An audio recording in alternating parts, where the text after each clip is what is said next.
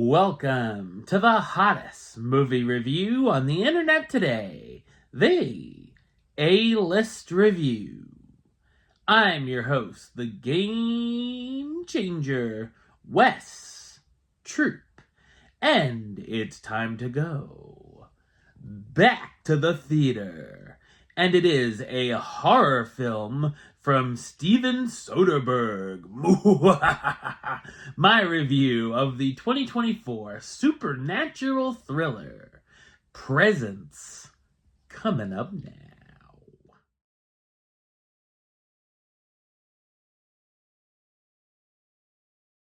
A family becomes convinced they are not alone after moving into their new home in the suburbs. So, what did I think of Presence? I thought it's a refreshing and compelling supernatural thriller drama. It's directed by Steven Soderbergh, who's also known for directing films such as Sex, Lies, and Videotape, Traffic, Aaron Brockovich, The Ocean's Trilogy, Contagion, Magic Mike, and Kimmy. This is oddly the second film I've seen in a row after Nickel Boys that uses the first-person perspective. I will say it's done well, though, and actually very smooth, so you shouldn't become nauseous. Here, the first-person POV is from that of the Presence, who's watching the family live their daily lives solely from the house, and it's an interesting experiment. There's also quite a number of long takes throughout.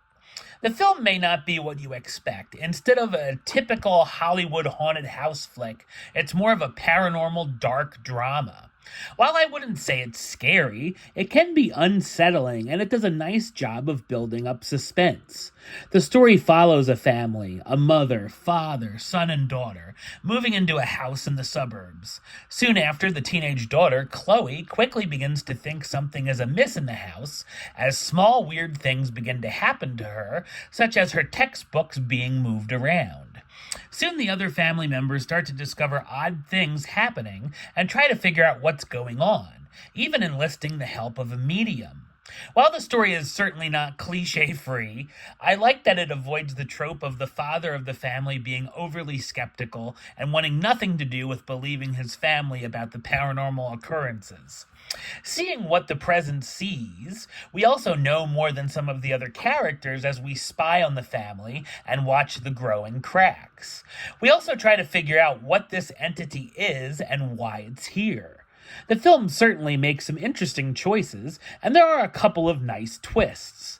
There's some relatable conflicts going on with the family, including a possible separation between the parents, as well as connections between the family, with the son being the mother's favorite child, and not really caring about Chloe, and of course there's a sibling rivalry.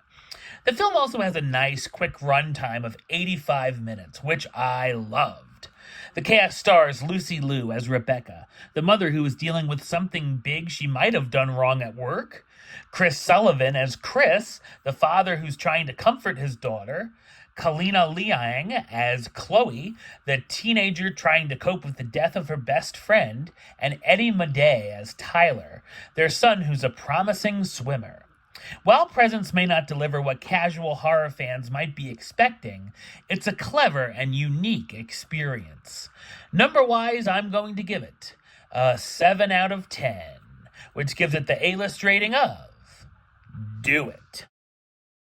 Alright, well that's the show. I'll be back with another review very soon. But until then, don't forget to like, comment, and subscribe right here on YouTube. youtube.com/westside515. Like the show on Facebook, facebook.com/westtroupaList. And of course, you can follow me on the Instagram and Letterboxd at WesAList. Until next time, Troop out.